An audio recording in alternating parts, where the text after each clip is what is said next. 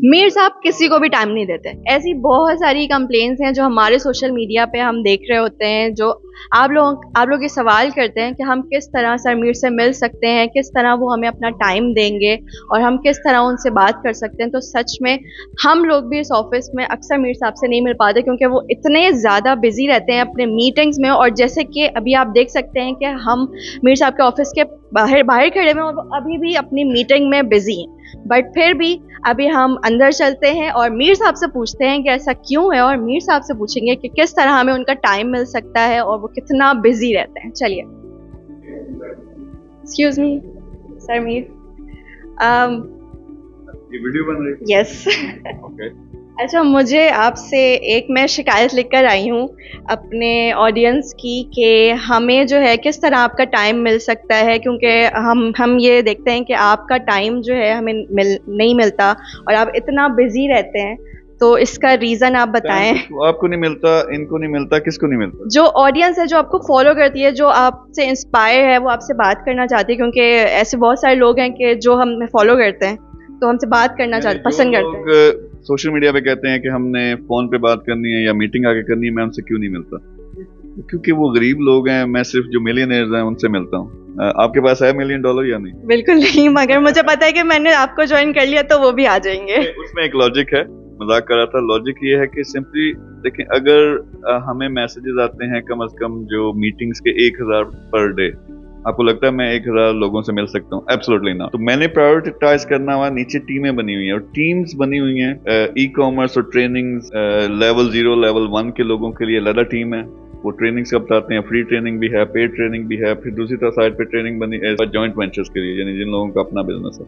तो वो लोग फिल्टर होके फिर ऊपर आते हैं। फिर उसमें से टीम, मेरे ऊपर जो प्रेसिडेंट है हमारे, वो डिसाइड करते हैं कि किससे मेरी मीटिंग होगी। उसमें से फिर 5-7 बंदे डेली सेलेक्ट होते हैं जो मेरे साथ मीटिंग कर सकते, चाहे फोन पे हो चाहे फिजिकल मीटिंग हो। लेकिन जो फॉलोअर्स हैं वो कंफ्यूज इसलिए होते हैं कि उनके लिए दुनिया में एक ही बंदा होता है, वो खुद। अब वो स्टूडेंट है, उसको ये सिस्टम का नहीं पता। हालांकि हम हर वीडियो में एक डिफरेंट नंबर लगाते हैं, एक डिफरेंट टीम एलोकेट करते हैं और क्लियरली मैं वीडियोस में लगातार बताता रहता हूँ, अगर आप स्टूडेंट हो, अगर आपने अभी अर्निंग स्टार्ट करनी है, $1000 कमाना है, ये नंबर है।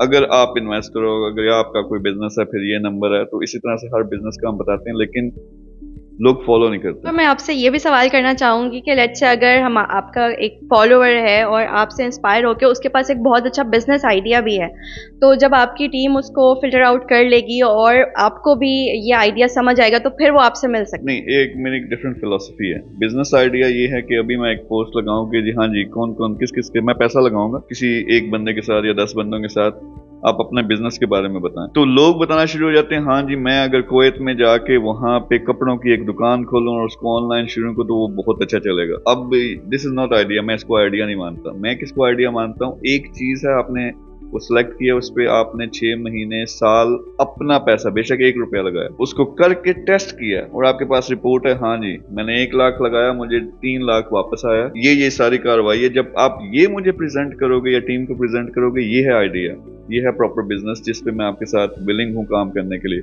आप कहें जी रियल एस्टेट शुरू करते हैं जी अमेरिका में, आपको खुद नंबर्स का नहीं पता, आपने और आपको बिजनेस का एक्सपीरियंस नहीं है, आपने कभी जिंदगी में बिजनेस किया ही नहीं, तो फिर ऑब्वियसली वो टीम के साथ डिस्कशन होगी, उन्हें 2 मिनट में पता चल जाना है कि ये वैसे ही ख्याली पुलाव है। तो ख्याली पुलाव और बिजनेस आइडिया में बहुत फर्क है। अगर सिर्फ एक आइडिया आपने रात को सोते हुए सोचा है, फिर उस पर आप 1 साल उस पर काम करें, टका के उसको प्रॉफिटेबल बनाएं, फिर मेरे पास है। Thank you so much sir Mir, आपके प्रीशियस टाइम के लिए।